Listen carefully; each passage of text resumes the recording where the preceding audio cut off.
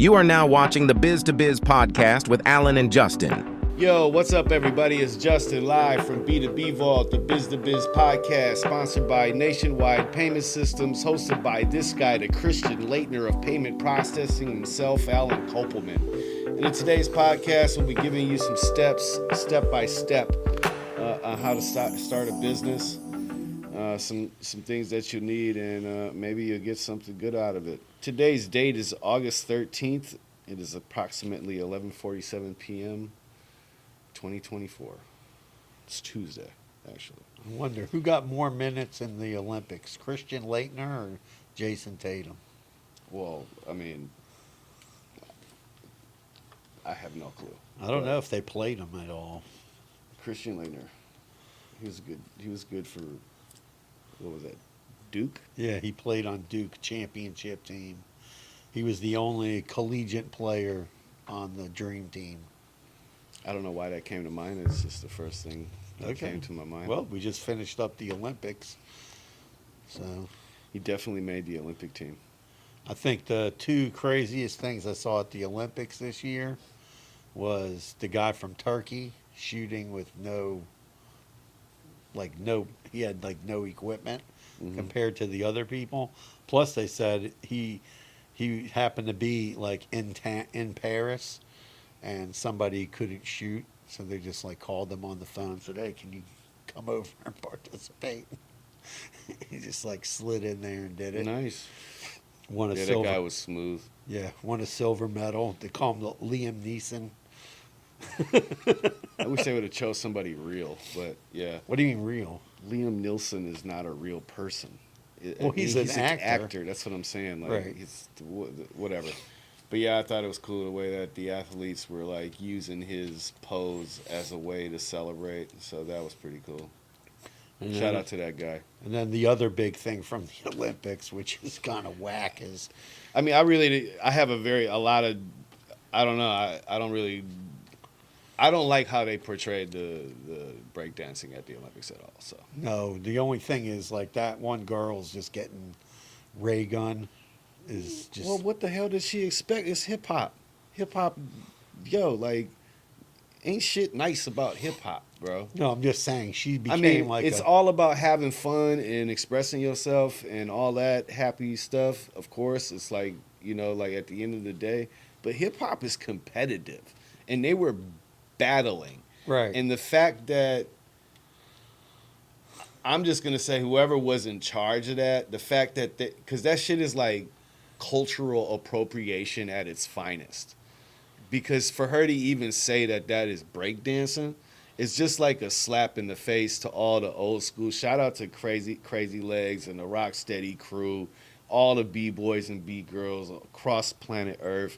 If the second I started watching this woman, I felt so I had this anxiety come over me, to where I felt I just felt bad, and it wasn't a good feeling. And it wasn't something that I expected to see on such a world stage.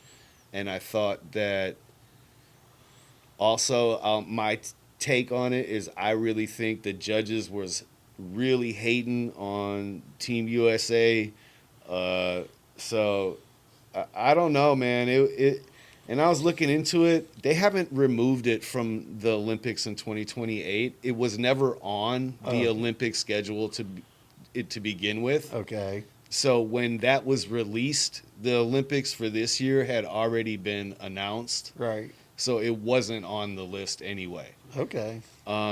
There's a petition for it to be in the Olympics. Again. So in my opinion, I don't care if it's in the Olympics. I just didn't at all. understand the rules. I went and read the rules, and they were vocabulary and moves and not repeating the moves. Repeating the moves is true, because don't nobody want to watch you do the same fucking spin. Sorry. You know what I mean? A head spin over and over again. Yeah, you're good at that, but what else you got to, you know what I mean? What else you have in your arsenal? Yeah, I thought the guy from Orlando, Victor, he was all right. I thought he did very well. So, for me also, me being an old head, the breakdancing that I grew up on and that you're used to seeing has evolved, right? Yeah. So now it's a lot about competition and like choreographed moves and like they said like talking with the music, right? Like it's like expressing yourself through the music. I mean, it's dope. It's for me. Maybe it's not for me, like, you know what I'm saying? But it's just like music in general is not all music is for me, and that's fine, right? Like, so put a cardboard on the ground and watch some b-boys and some b-girls get busy. That's enough for me. For doing all the extra, like, like whatever technical movements that they're doing, I don't even know what that is. Yeah. My eye is not trained I to get know. it. You know what I Right. mean? I just know, like, oh, yo, did you see what he just did? Like, Exactly. for me, that's I think enough. that's what people wanted. Like, I think That's what I was expecting too. Yeah. Like, because that for me, it is a competitive sport. But whatever, I digress. The only thing that I didn't, the thing that it's I literally did, the only Olympic thing I watched, and I was so pissed. the thing that I didn't really like about it is you would think like they would get like, okay, like for gymnastics when they do like their routines, they pick their own song. Right. Yeah. So you would think But like, no, it's okay, a battle, so that's not how that shit works. Okay. At any battle, that's not how that works. In a b-boy MC battle, whatever the DJ puts on Right. is what you got to spit to. Okay. Or so whatever the DJ is feeling, I actually thought they was doing a pretty good job. The DJ was playing some decent stuff. I thought it would be more old school, but again, like I'm an old head, so it's like Right. what I was expecting to be there was not. And I don't watch enough of the b-boy competitions, like the Red Bull breakdancing thing. I need to, you know what I mean, to familiarize myself, I guess, with the sport some more. So I'm not like, what is this? You know what I'm saying? But yeah, that woman from Australia, She became a meme now. So. well, she's gonna forever live in Infamy. Yeah, dude. Like that was bad. I do not feel bad for her at all. There's a battle now. Who's more famous, her or the Haktua girl? I don't know. Anyway, so I mean, I have a quick list of 8 like things. Yeah. I don't know if like 8 things for what, business? no 8 things like this would be my 8 steps, Okay, your 8 steps. right? Like Okay. I tried to do 5, Okay. but then it was like you can't really. So number 1, do your research on the business type, the business name, the idea in general, right? I'm gonna do this quick. Number 2, create your business plan. This is so extremely important that people forget about doing. I'm not gonna get into the whole what is involved in doing the business plan and in creating a business plan, but if there is no plan, then you're planning to fail. Number 3, I agree with that. choose your business structure type, right? Like this is important as well. If it's just you and you're a, like for instance, for me, when I first started, I went big way too early out the game and I started an LLC. I didn't need to do that. Yeah, but you can do the single member LLC. I- That way you get a federal tax ID. Right. and it's Well, on- relax. I know, but I wanna This is say not something. my steps. Okay. These are my steps. Number Okay. 3, choose your business structure. You know what I'm saying? And it's different for everybody. You got the sole pro, the LLC, the DBA. Whatever. Do your research and find out what works for you. Number 4, register your business locally and federally. This is beyond the business structure type. I don't care if you can do it together or whatever, but register your business, bro. Don't keep doing the backdoor shady stuff. Go get yourself an EIN number from the feds, go do it. Locally, register within your state. However you need to do it. If you're a home serve, whatever permits that you need, go do that. That was number 5, actually. Obtain required licenses and permits that you need for your businesses. Number 6, also, this is very important. Open a business account. business banking account, because you do not want to mix your money with the business money. At the end of the day, you're just going to create an accounting nightmare for yourself. You end up losing out on a lot of benefits and tax breaks that you would get if you had it separated. Number 7, market the shit out of your business. Like, get yourself a website, create a marketing plan. There is enough artificial intelligence. ChatGPT will put together a 12-month marketing plan for you in 30 seconds. Be patient, do your research, write the right prompt, put the business type, what your plan is, what your goal is, and boom, it'll spit it out. And last but not least, you got to get outside and network. Like, you can't sit inside and expect, Jesus to come. Like, it's just not. Like, you got to go put in the work. You got to go outside. You got to shake hands. You got to do stuff for free. You got to do shit that you do not want to do, that you feel like you don't have time to do. You're going to have to sacrifice, and you are going to have to make sure you go outside and network. And those are Jay's top 8 tips for businesses. Good luck. You know what I mean? There's a bunch more, but I figured for the sake of, like, keeping it easy, that would be like my 8 things to do. Yeah. And, to add to like what you're talking about is when you're picking out your business name, it's important to research that. That's why I said research. Yeah. But the name is the most important thing. Make sure the domain name is available. The Facebook pages are available. Well, you don't want to pick something that all of a sudden you pick a name for your business, and you pick a name for your business and then it's not available. Yeah, well, it depends on your marketing plan too. But it's a little bit more advanced. You know what I mean? Like, your business name doesn't have to be a URL. No. Don't limit to yourself. You can be creative. If you're I've been thinking about names of businesses, so I don't want to say the ones that I have, right? Okay.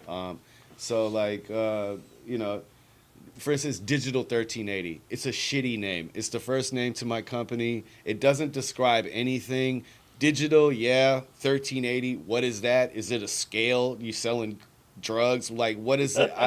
You know what I'm saying? Like, and actually it is a scale, so I didn't do my my due diligence, and I was it's all about me. So I would say to don't be so personal, but don't pick a personal, like, think something that is going to be relatable to your customer. You know what I'm saying? If you're selling Mad Impact Media, something like that, right? Like something like it's a marketing company, it's media, it makes an impact, something like that, right? Like, and so, like, the domain was available, madimpact.com, but this is an old idea. This is nothing new for me. I get it. So, like, but it doesn't necessarily have to match the URL, but for marketing purposes, you should want to possibly include a keyword in your domain. Like, for instance, Nationwide Payment Systems. Again, this is a business that's 20 years old, so he has the name of the business, and there's keywords within the URL, which is a big thumbs up from Justin. So, but yeah. No, but like your corporation name doesn't have to match your DBA name. And especially, like, let's say you're going to be in somewhat of a higher risk type business category like CBD or hemp. You don't want to name your corporation like Justin's Hemp Farm. You want to just call it Justin's Farm. And or you could, whatever, for your corporation, for the purposes of being able to get banking. Smiley Face Farms, whatever you want to call it. Get creative is what, Right, but I'm talking about, like, your corporate name doesn't have to match your DBA. Oh, yeah. I mean, you could get super technical. You just use your last name or something. Right. Like, keep it simple. Don't make it complicated. Yeah, because, you don't have to, those don't have to match. And a lot of people think that it has to match when they're doing their business. And if you're doing sort of a, maybe whatever, controversial, you're going to be a nutraceutical company, or you're selling some kind of like supplements, you don't want to put those names in your corporate name, because you want to be able to go to the bank and get banking and not have a problem getting a bank account. Because the banks don't really care what you do, right? They don't really care. What they care about is when their shareholders or their board is looking down the list, they don't want to see Justin's Hemp Farm and Allen's Adult Strip Club. Right. If it says Allen's Restaurant, they don't care what Allen's Restaurant does it or if it is a strip club, and they're not going to go look into it. They just don't want to see those words in there.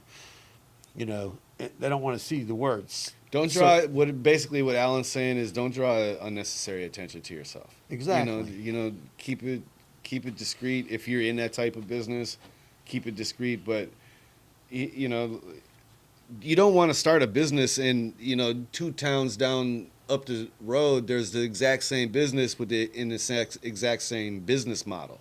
That's the real research I'm really talking about too, right? So yeah, you need to see like how big is the market.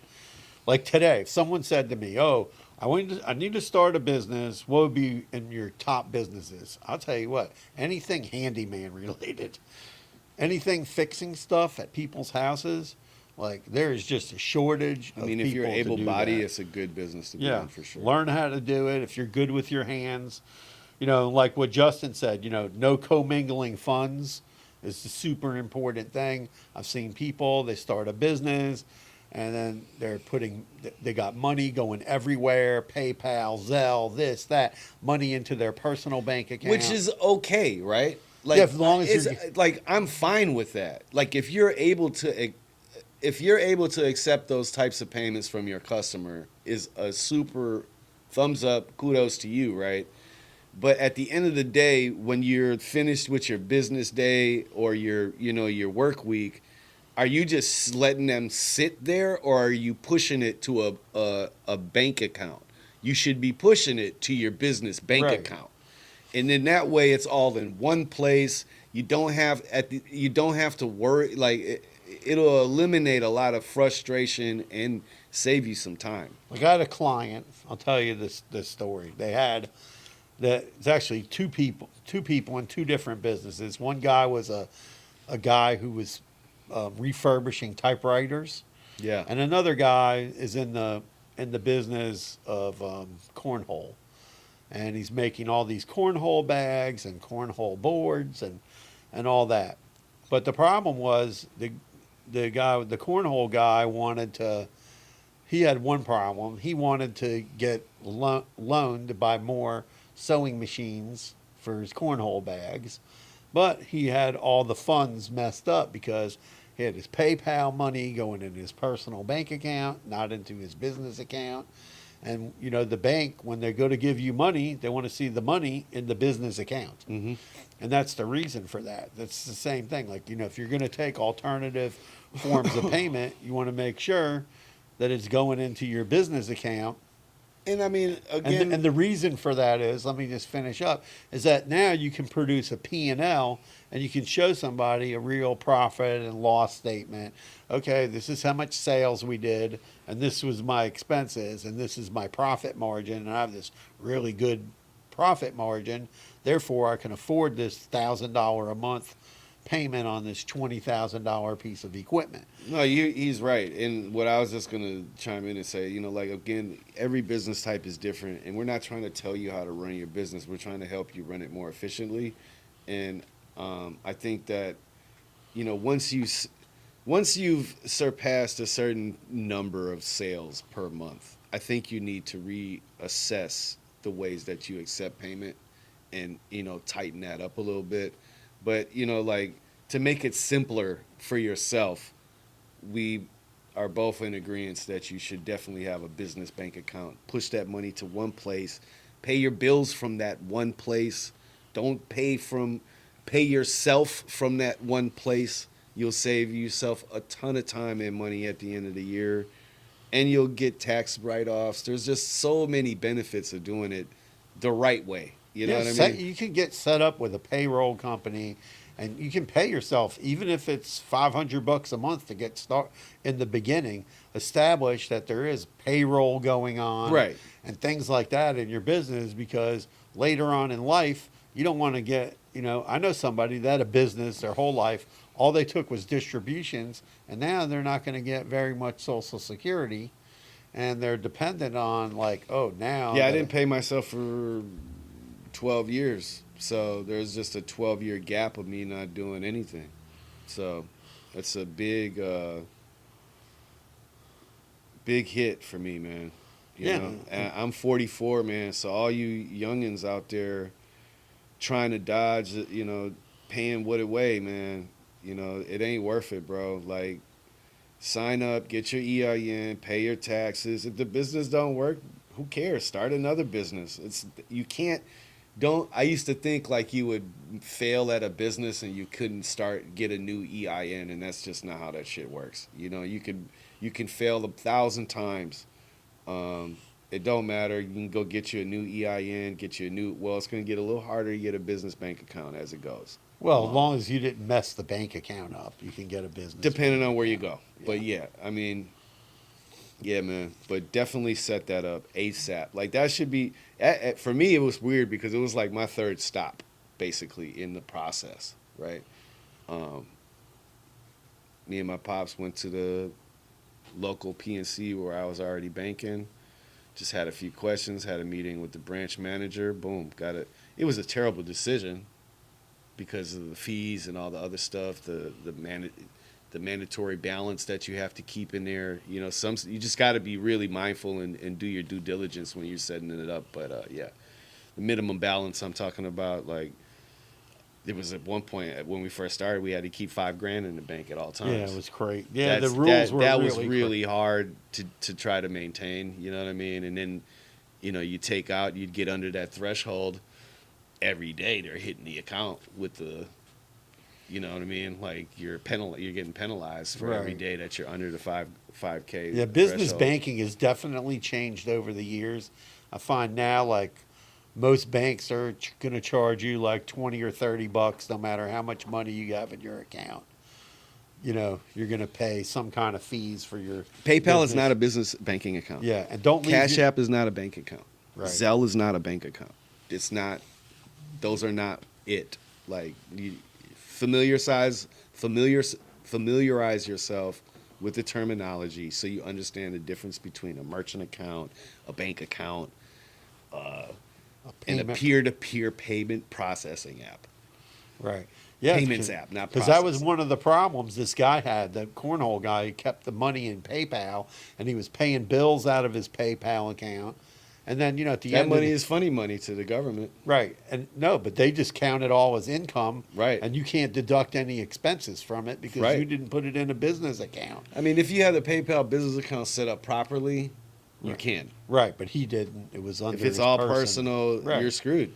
There's nothing that's all, like you said, it's all income that you made from the business. This is not, you can't, it's just really difficult. I did it for years, tap dancing with the IRS, finding receipts, sending them the PayPal statement, and then finally I said, why am I doing this? And I just switched it all over, everything. And it, it wasn't smooth sailing, but it was a lot easier to keep up with.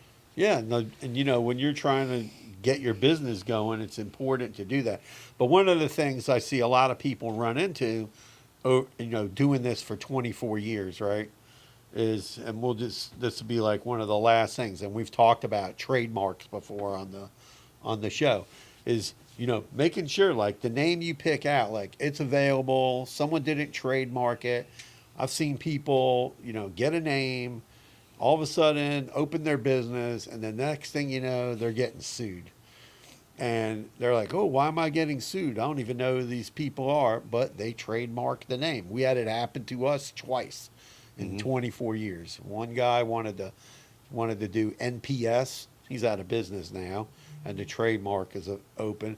And another one was, we had this thing for rent collection, and we were promoting called NPS Rent, and there was some massive, huge company that had some product called NPS Rent, and then we said to them, well, you can have it, but now we got to take down a website. They wanted the URL. They gave us like $1,000, and but they were threatening us first, with a bunch of legal action. But we said, like, hey, we have printed material. We showed it to them. We made a website. They gave us like a little over $1,000, and we walked away. Seemed like they got off pretty cheap, But it's who did? that company. Yeah, well, we tried asking them for more money. They weren't going to give it to us. So, but the thing is, that's why you have to research your name, because today people get names, they don't even use them, but they buy the domain and they hold on to it, and then they think, okay, well, somebody, Yeah, they're ending that domain squad and stuff though, slowly. yeah, people will hold on to the name and hopefully sell it. Like I saw somebody, they just renamed their company from one thing to just the word North. I don't know how much they paid for that, but I bet you they paid a lot of money to get that domain name. North.com. Yeah. Maybe not, bro. I You don't never know. No, you never know. Or I maybe mean- they owned it for a while. Maybe they bought it a long time ago. Exactly. But I'm just saying, like, we just picked up a name. What name did we get? Nationwidepayment's.com. Right? So we got that. Nationwidepayment.com. Nationwidepayment.com goes perfect with us. Somebody probably didn't renew their name. And No, you had to buy it. yeah, to buy it, but it was cheap. It was still a premium. It was like $700. Yeah, no. And it was well worth wasn't it. cheap, bro. That's Whatever. cheap compared to, I see 10, 20 grand. Way too rich for my blood, sir.